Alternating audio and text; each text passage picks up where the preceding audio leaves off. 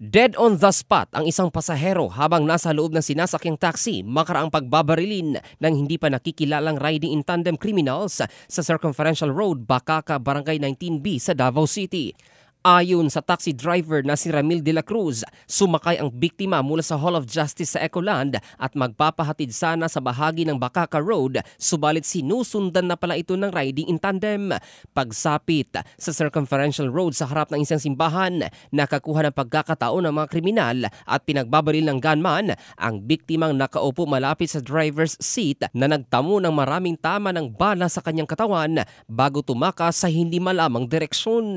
Swerte namang hindi nadamay at natamaan ng ligaw na bala ang driver na natroma ng husto dahil sa krimeng nasaksihan sa loob ng kanyang unit. Ang biktima ay nakilala kalaunan ng kanyang mga kaanak na isang Leopoldo Gonzaga.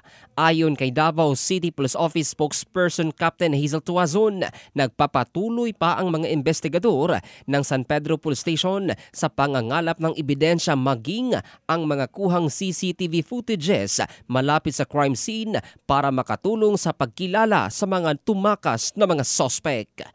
Ito si Jofel Candado in the heart of changing lives ng Brigada News Philippines, the Music and News Authority.